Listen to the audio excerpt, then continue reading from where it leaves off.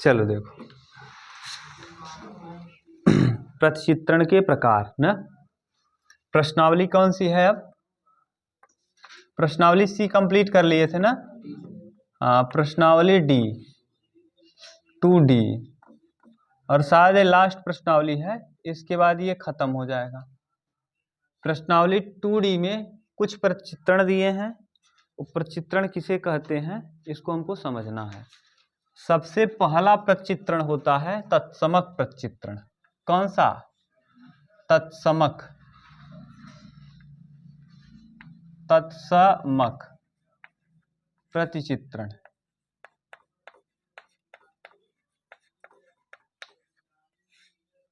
तत्समक प्रतिचित्रण को अंग्रेजी में कहते हैं आइडेंटिटी ना मैपिंग। देखो दिया होगा अंग्रेजी में आइडेंटिटी मैपिंग, दिया है। हाँ, आइडेंटिटी मैपिंग। आइडेंटिटी मतलब आइडेंटिटी कार्ड मतलब क्या होता है? पहचान पत्र। बस उसी को याद कर लो, ये अपने आप याद हो जाएगा कि तत्समक प्रतिचित्रण किसे कहते हैं। बताओ, ध्यान से बताना, एक व्यक्ति का आइडेंटिटी दूसरे व्यक्ति की आइडेंटिटी से कभी मिलेगा? और एक व्यक्ति का आइडेंटिटी क्या होगा? यूनिक होगा। तो जब किसी अवयव का स्वयं का प्रतिबिंब स्वयं के साथ ही हो, स्वयं का स्वयं के साथ ही हो, तो उसे क्या कहते हैं? हाँ, तत्समक प्रतिचित्रण कहते हैं। क्या लिखवाए होंगे आपको? यदि यक्ष का प्रतिबिंब स्वयं के न, यदि यक्ष का प्रतिबिंब स्वयं का ही प्रतिबिंब हो, बिंब हो, स्वयं का ही प्रतिबिंब हो, तो उसे क्या कहते हैं? तत्समक प्रतिचित्रण कहते हैं। जैसे एग्जाम्पल देखोगे तब समझ में आएगा। एग्जाम्पल देखो, जैसे यहां मान लो हम x1 मान लें, ये x2 मान लें, ये x3 मान लें, और यहाँ x1 मान लें, x2 मान लें और x3। x1 का खुद x1 से, x2 का खुद x2 से और x3 का खुद। देखो, यदि यक्ष का प्रतिबिंब स्वयं का ही प्रतिबिंब हो उसे क्या कहते हैं? तो बताओ, यक्ष का खुद से यक्ष से है, ये स्वयं का प्रतिबिंब स्वयं से हो, उसे हम क्या कहते हैं? अर्थात स्वयं का स्वयं, स्वयं का क्या? स्वयं। तो ऐसे प्रतिबिंब को हम कहते हैं क्या भैया? तत्समक। ठीक, ये प्रतिबिंब का पहला प्रकार है। दूसरा प्रकार देखिए इसी में, दूसरा आपके यहाँ क्या दिया है? अचर प्रतिबिंब। अचर का मतलब अगर दो तीन अवयवों का, हाँ, दो तीन अवयवों का केवल एक ही प्रतिबिंब हो, कांस्टेंट, यानी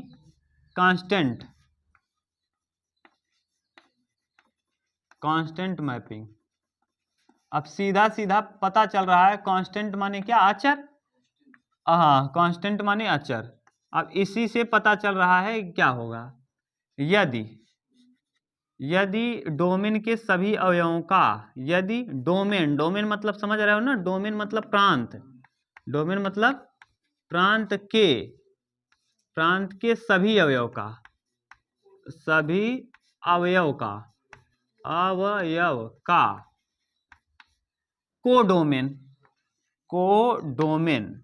कोडोमेन माने सहप्रांत। कोडोमेन मतलब क्या? सहप्रांत के एक ही अवयव से प्रतिबिंबित हो, के एक ही अवयव से प्रतिबिंबित हो, अवयव पर प्रतिबिंबित हो,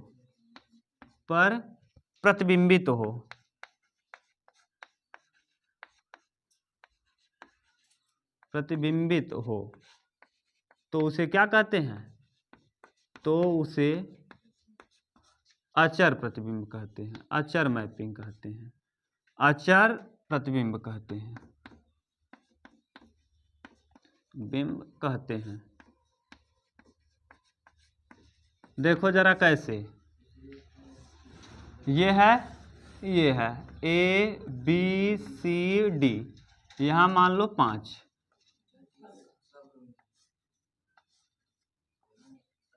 ये क्या है? अचर प्रतिबिंब है, इसी को हम कहते हैं क्या? अचर। यदि प्रांत, ये क्या कहलाता है? प्रांत यानी डोमेन, और ये कहलाता है सहप्रांत यानी कोडोमेन। यानी प्रांत के सभी अवयवों का सहप्रांत के एक ही अवयव के साथ अगर प्रतिबिंब बना हो ना, तो उसे हम क्या कहते हैं? अचर प्रतिबिंब। ठीक, ये दो आप प्रतिबिंब का प्रकार देख लिए। एक तीसरा प्रकार है जिसका क्या नाम है, नीचे दिखेगा, समान प्रतिबिंब। क्या? समान प्रतिबिंब, इक्वल मैपिंग बिंब, समान प्रतिबिंब, इक्वल मैपिंग। अब इसमें दो होगा, अंग्रेजी में इक्वल, नहीं आएगा क्या? न, हाँ, विस्तार से नहीं आएगा, इक्वल मैपिंग। तो आप पहले इतना उतारो, अच्छे से उतार लो, फिर हम लिखा देते हैं, और ऊपर ही लिख लेंगे, उतार लो तब।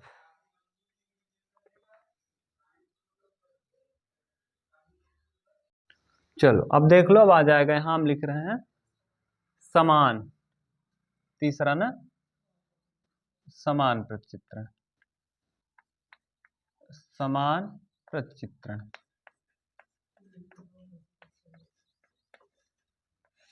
पहले आप ये बताओ ध्यान से, जैसे जैसे भाषा आता जाएगा हम आपको बताते जाएंगे। अंग्रेजी में इसको कहते हैं इक्वल मैपिंग। ठीक, इक्वल मैपिंग। जो हम पूछ रहे हैं बस उतना आप बताओगे तो काम हो जाएगा। कि बताओ तुलना आप कितने लोगों में करेंगे?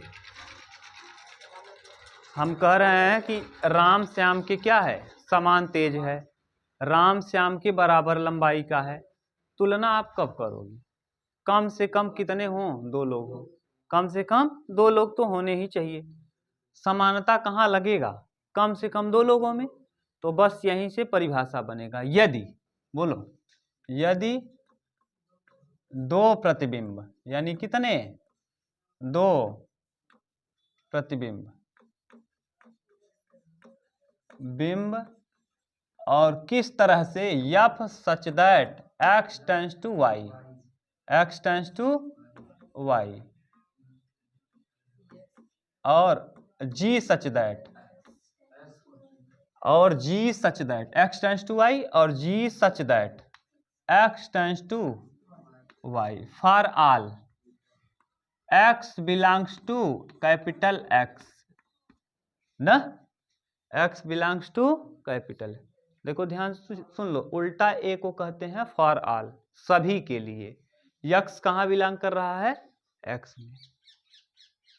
यहां तक कोई दिक्कत नहीं। यदि 2 प्रतिचित्रण एफ का संबंध एफ सच दैट, एफ इस प्रकार है, सच दैट मतलब इस प्रकार है, इस बिंदी को क्या कहते हो?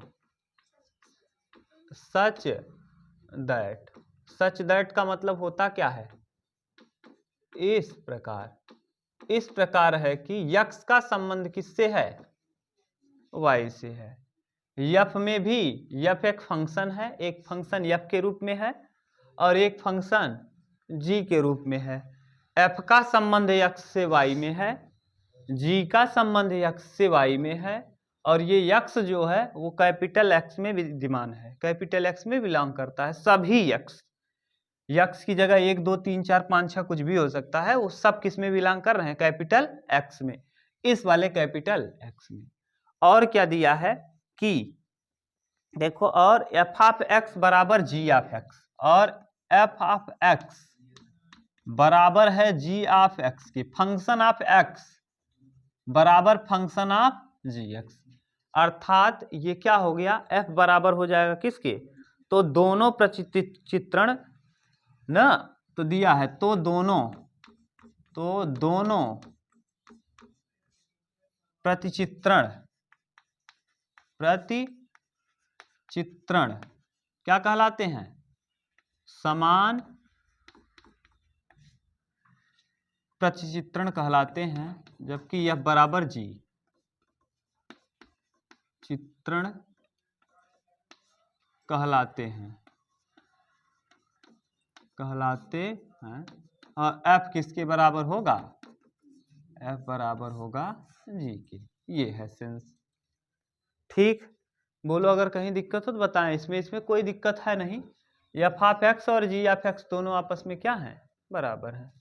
और F बराबर G हो सकता है बीच में लिखा हो, F बराबर G बीच में लिखा है क्या? नहीं, लास्ट में, अर्थात F बराबर G। ठीक, यहाँ ये जो तीनों था, यहाँ से प्रश्न बहुत कम मिलेगा आपको। अब जो बोल रहे हैं ये मोस्ट इंपॉर्टेंट है। ठीक, मॉडुलस या मापांक फलन। देखो दिया होगा मॉडुलस या मापांक फलन ना, मापांक फलन, ये बहुत इंपॉर्टेंट है। स्टार लगाना कक्षा 12 में खूब यूज करोगे जब लिमिट एंड कंटिन्यूटी पढ़ोगे। हाँ, मापांक फलन, मापांक फलन अंग्रेजी में कहेंगे modulus, modulus function, modulus function यानी क्या? मापांक फलन। ठीक, इसी को कहते हैं हम मापांक फलन। अब मापांक फलन देखो, मापांक फलन किसे कहते हैं?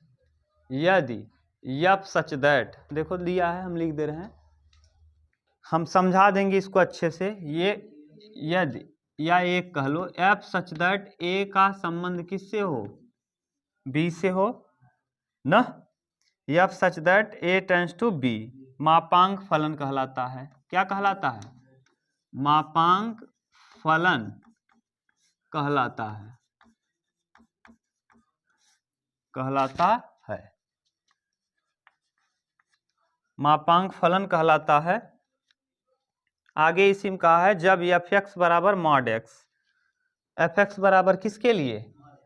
f(x) बराबर mod x। अब ध्यान से सुनना, अब अर्थात को छोड़ दो। ये f ऑफ x ना, जब फंक्शन ऑफ x आएगा भैया तो आप जानते रहना ये बनेगा। x अगर 0 से बड़ा होगा, देखो x का वैल्यू x धनात्मक होगा, x क्या होगा? पॉजिटिव। अगर x का मान 0 से क्या होगा? बड़ा होगा। ठीक, x देखो उधर दिया होगा, नहीं दिया होगा तो कोई बात नहीं, हम लिख रहे हैं 0 से बड़ा होगा या 0 के, लेकिन x ऋणात्मक हो जाएगा यदि x क्या होगा? 0 से छोटा।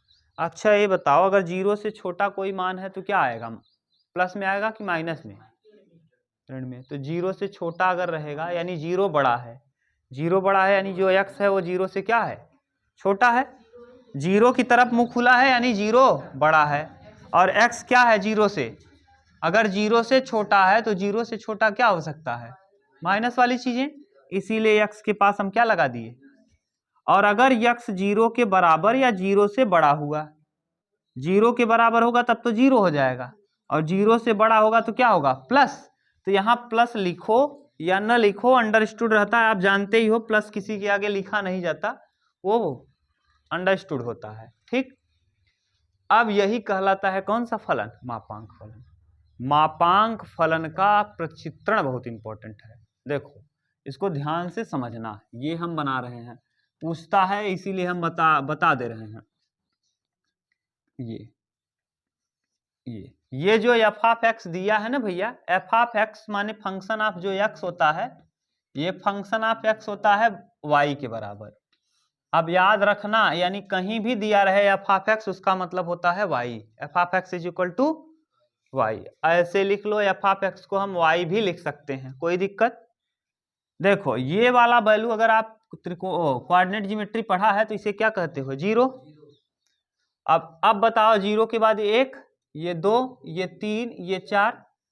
अगर हम कहें कि ये अगर हम एक यहाँ x की जगह 0 रख लें तो यही आएगा, 1 रखें तो यहाँ आएगा, 2 रखें तो यहाँ आएगा, 3 रखें तो यहाँ, यानी ये जो मान होगा ये पॉजिटिव के लिए होगा। ये बताओ ये कितने का है? 1 के लिए। ये कितने के लिए है? ये ये बताओ ये मान कभी कम होगा क्या? x धनात्मक है तो धनात्मक कुछ पता नहीं कितना है, तो ये तीर ऊपर चलता जाएगा क्या? अब इधर आ जाओ, ये कितना है? 0, 0 के बाद यहाँ क्या रखोगे? 0 से कम, यानी ये तो 0 है, मूल बिंदु है। 0 से कम माने -1, ये 1 था, ये 2 था, ये 3 था, ये 4, -1, -2, -3, इसी तरीके से चलता जाएगा। अब बताओ ये क्या बन जाएगा? ऐसा ग्राफ बन जाएगा क्या?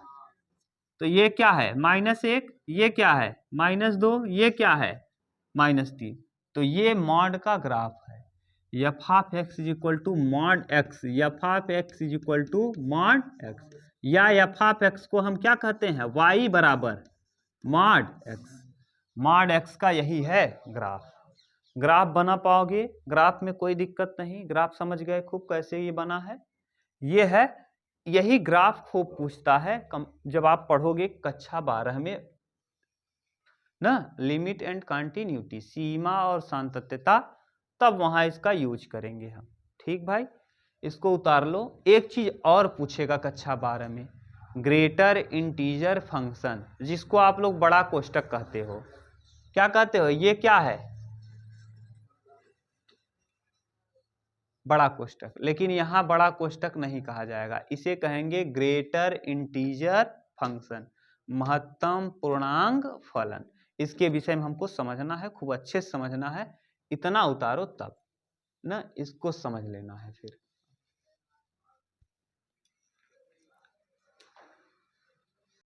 चलो देखो, ये वाला याद रखना, महत्तम पूर्णांक फलन 5वां है ना, हाँ अंतिम है। महत्तम पूर्णांक फलन, महत्तम पूर्णांक फलन अंग्रेजी में कहते हैं ग्रेटर इंटीजर फंक्शन। क्या कहेंगे? ग्रेटेस्ट दिया होगा, ग्रेटेस्ट ना, ग्रेटेस्ट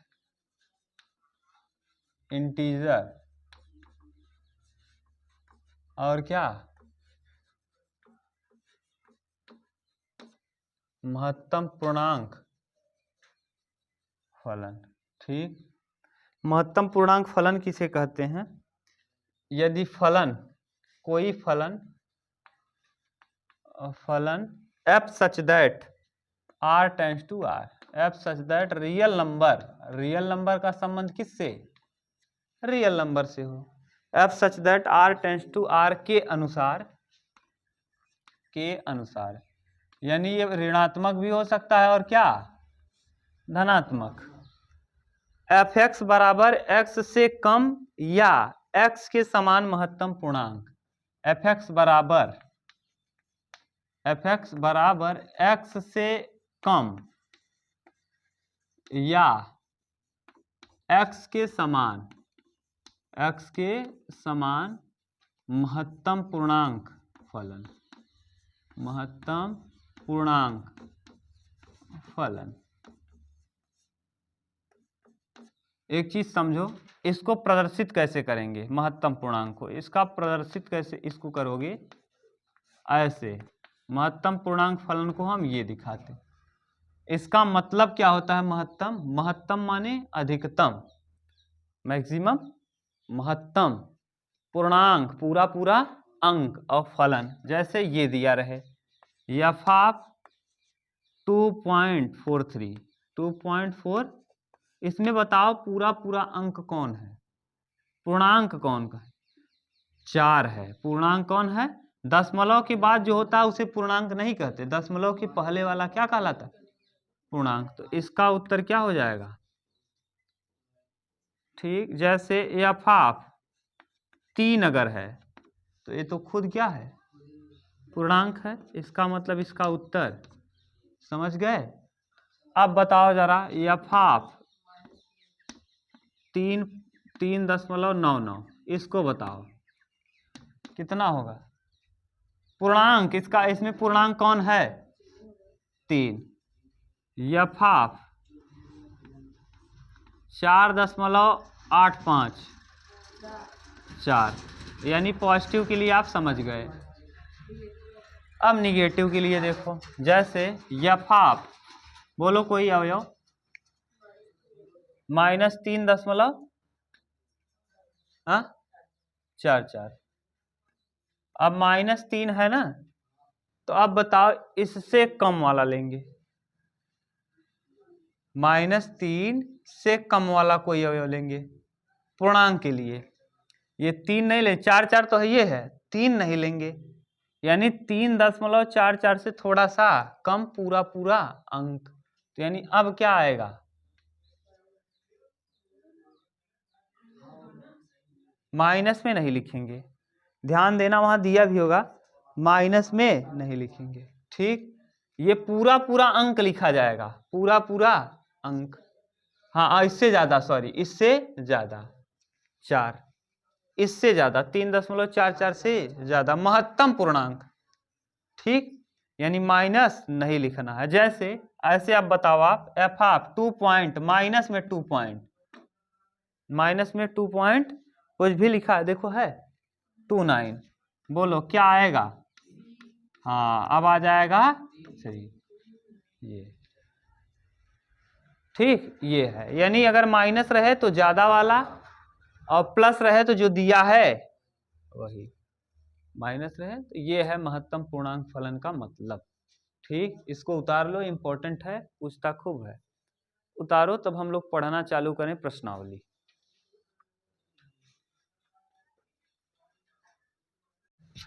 चलो देखो, प्रश्नावली 2D, प्रश्न संख्या पहला कर पाएंगे आप, क्योंकि क्रम गुणित में जो होता है आपस में क्या करते हैं, तुलना कर लेते हैं। तो a + 3 = 3, तो a बराबर हो जाएगा 0 ना, और b - 5 = 0, तो b बराबर हो जाएगा 5। पहले का उत्तर आएगा कितना, 0,5, c सही है। पेन से टिक मत करो ना। दूसरे का यदि एक क्रम गुणित b है तो 1 4 2 3 3 5 4 2 2 3 4 5 हो तो समुच्चय a होगा। समुच्चय a में कौन कौन, पहला अवयव जो होता है वो समुच्चय a कहलाता है। 1 है, 2 है, 3 है, 4 है। ठीक, 1 2 3 4, तो पहला अवयव 1 2 3 4, c सही है इसका भी। r बराबर 2 2 3 3 4 3 2 4 में प्रांत होगा, प्रांत होगा 2 3 4, 2 3 और 4। ठीक, यानी 2 3 4 किस में है, बी में, इसका उत्तर हो जाएगा बी। अब प्रश्न संख्या चौथा देखना चालू करो, ये तो ऐसे ही बोलना था तो हम बोल दिए।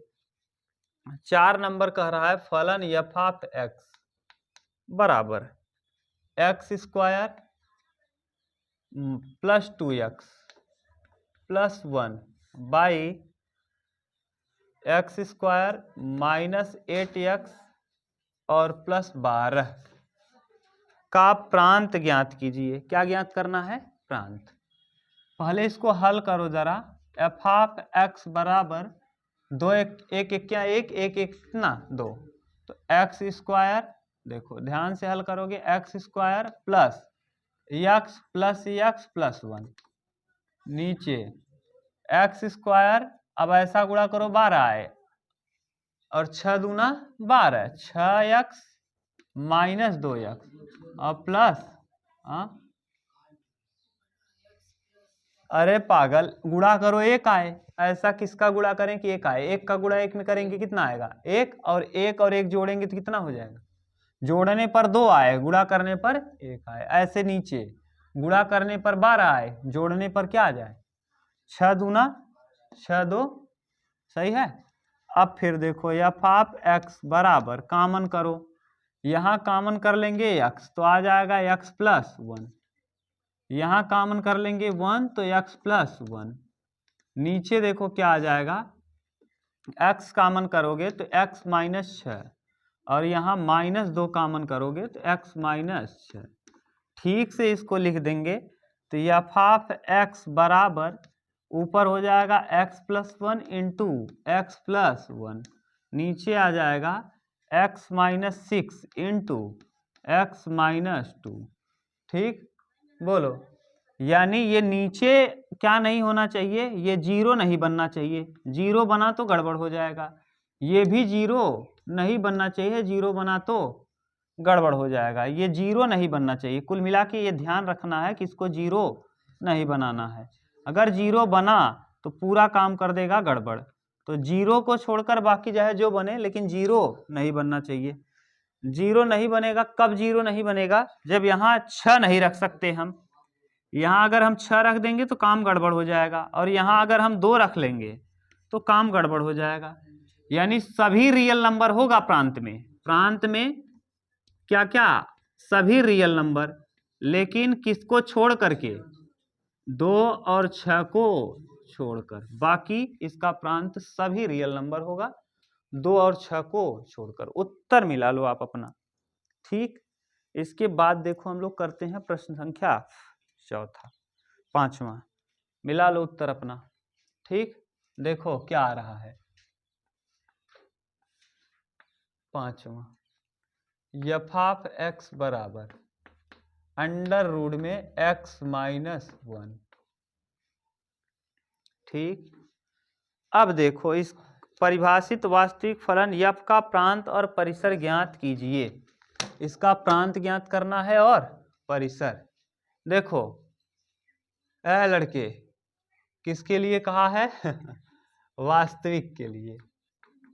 वास्तविक, रियल, अंग्रेजी में लिख दे रहे हैं रियल, रियल नंबर के लिए, रियल नंबर के लिए। ठीक, अब रियल नंबर के लिए कह रहा है, तो आप जरा ध्यान से बताना। इस स्थान पर हम रियल नंबर मतलब अंडर रूट में ऋणात्मक मान नहीं होना चाहिए। अंडर रूट में ऋणात्मक मान कब आ जाएगा जानते हो? जब यहाँ 0 से छोटा कोई भी वैल्यू रखोगे।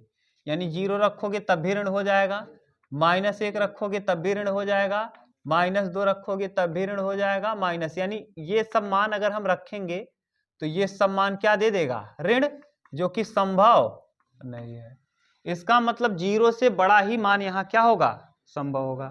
तो इसका मतलब यहाँ प्रांत इसका जो होगा, प्रांत क्या होगा भैया? कहाँ से चालू होगा? 2 से, 1 से, 1 से ले 1 2 3 4 डॉट डॉट डॉट कितना तक? अनंत तक। तो इसका मतलब ये है क्या? अगर आप ध्यान से देखो तो ये कौन सा नंबर दिख रहा है? Natural number. यानी इसका जो प्रांत होगा वो क्या होगा? प्राकृतिक संख्या, नेचुरल। और भी रख सकते हो, बटे वाला भी मान रख सकते हो, ये जरूरी नहीं कि यही रखो, होल नंबर भी आ सकता है। तो उत्तर यही दिया होगा, 1 2 3 4 डॉट डॉट डॉट। ठीक, 1 से 1 घटाओगे 0 आएगा, 0 आ जाएगा। 0 रूट से बाहर लिखो, रूट में लिखो, कोई प्रभाव। हाँ, प्लस में 1 रखोगे, 1 में से 1 जाएगा, क्या आएगा? 0 आएगा। तो 0 तो संभव है ना, 0 तो कोई दिक्कत नहीं करेगा। अंडर रूट में ऋण नहीं आना चाहिए। ठीक, यही दिया होगा, 1 2 3 4। ठीक, अब इसका परिसर देखो। नहीं समझ पाया क्या नितिन? हाँ, परिसर। अब इसका परिसर जो होगा 0 से चालू होगा। 0 1 2 3 4 डॉट डॉट डॉट। जब 0 रखें, 1 रखोगे तो 0 आएगा, 2 रखोगे तो 1 आएगा, 3 रखोगे 2 आएगा। बोलो भाई। ठीक, 6वां,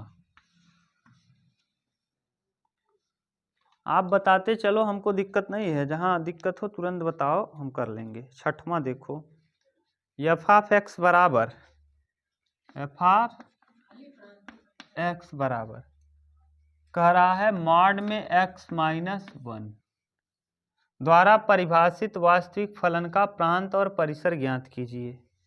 ये प्रांत और परिसर बताना है। इसमें मॉड में चाहे प्लस आए चाहे माइनस आए, वो बाहर निकल के क्या हो जाएगा? प्लस ही होगा। ठीक, तो बाहर यहाँ चाहे 0 रखो, चाहे 1 रखो, चाहे -1 रखो, -3 रखो, -5 रखो, इसमें सब वैल्यू पॉसिबल है। यानी जितना भी रियल नंबर है, इसका प्रांत देखो क्या हो जाएगा? सभी रियल नंबर न, इसका प्रांत क्या हो जाएगा? Real number. लिख दें, कोई दिक्कत? कि हम डायरेक्ट रियल नंबर ना लिखो तो फिर गिनती लिख लो। उत्तर में देखो रियल नंबर दिया है कि गिनती दिया है? क्या लिखा है, शायद रियल नंबर ही लिखना चाहिए, नहीं लिखेगा तो गिनती लिखेगा ना। और परिसर इसका देखो, इसका परिसर क्या होगा।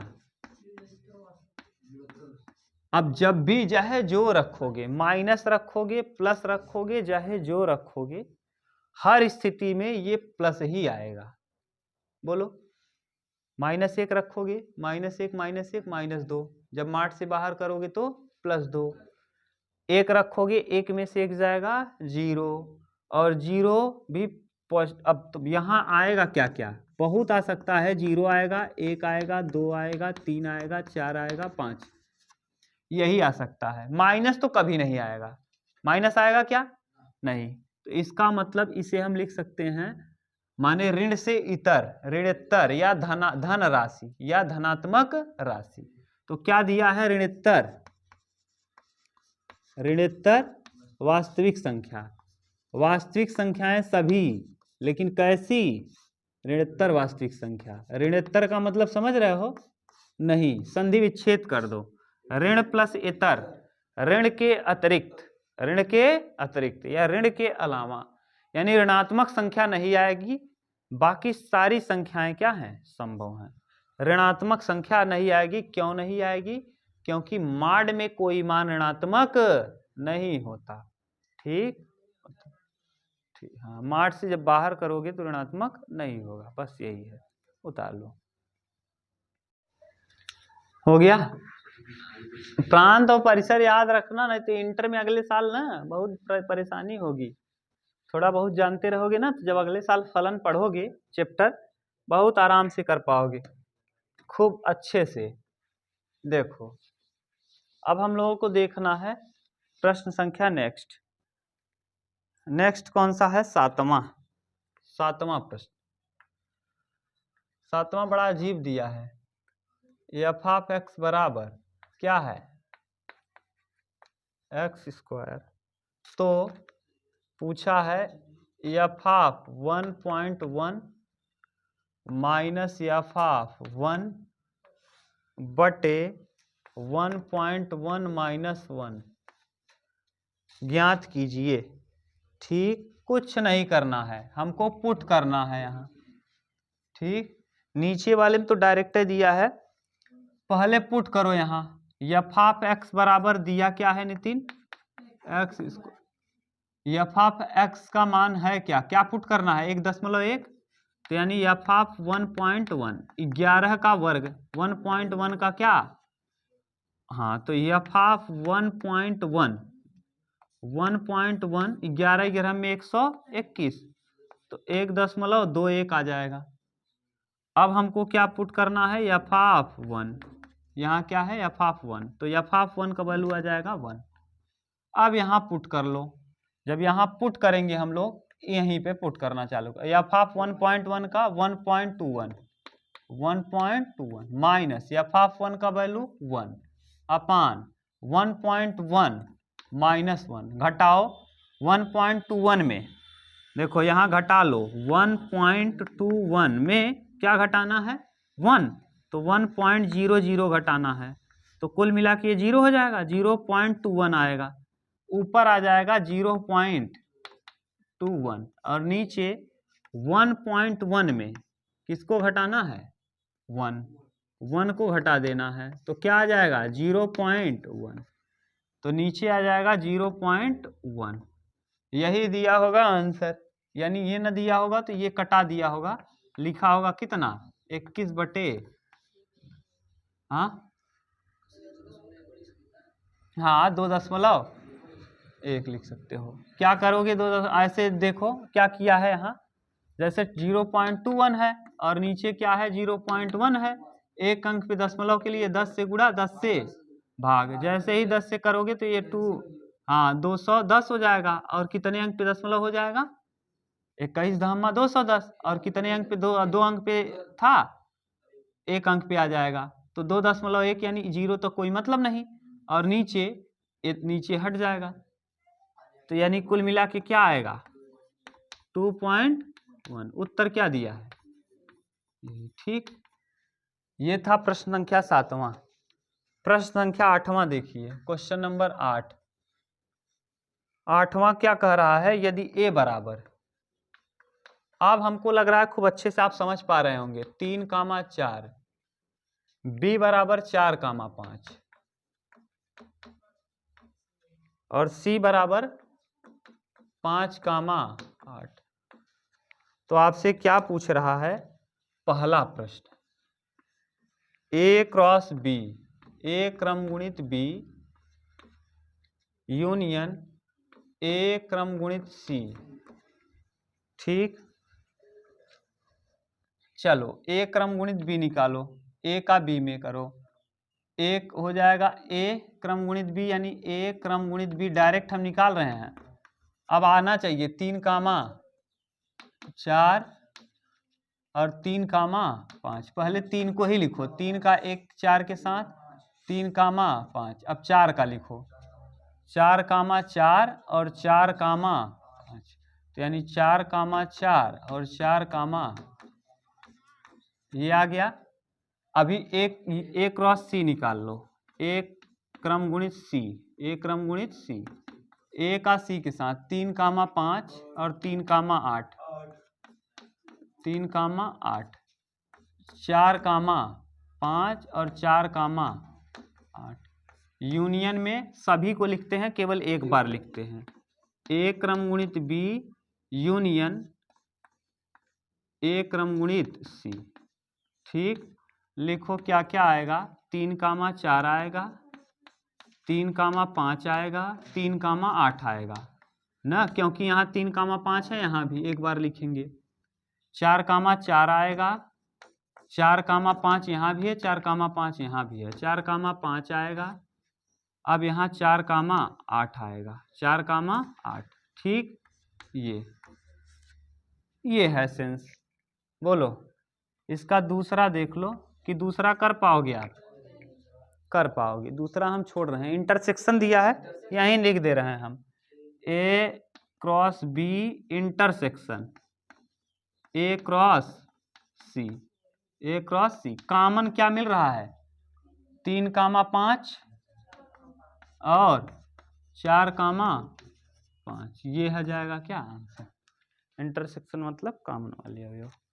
बोलो, ठीक, अब और देख लो, हाँ 10 तक आज कर लो, जैसे कल कंप्लीट हो जाए।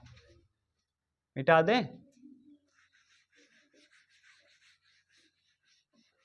अच्छे से आप देखो, कोई दिक्कत हो तो बताओ।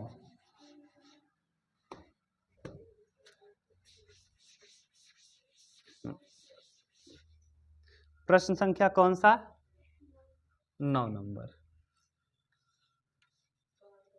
कह रहा है निम्नलिखित संबंधों के प्रांत तथा परिसर, पहला वाला दिया है, क्या दिया है बोलो, -1, 0, 1, 1, 1, -1, 0, 2।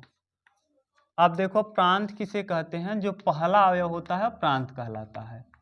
तो इसका -1, 1 और कौन 0, 0, अच्छा -1, 0, 1 ऐसे लिख लो, ठीक दिखेगा। परिसर इसका लिख लो, परिसर क्या आ जाएगा, यहाँ परिसर दूसरा 0, 1 और -1, वही -1, 0 और क्या 1, और 2 भी है इसमें, इसमें परिसर में 2 भी आ जाएगा। ठीक, बोलो, प्रांत परिसर हो गया, यही पूछा था। दूसरा अवयव कहलाता है परिसर, पहला अवयव कहलाता है प्रांत। दूसरा वाला देख लो, इसका x, y बना पाओगे क्या, छोड़ दे रहे हैं। 10 नंबर देखो, 10वां क्वेश्चन नंबर 10, निम्नलिखित संबंधों में कौन संबंध फलन है।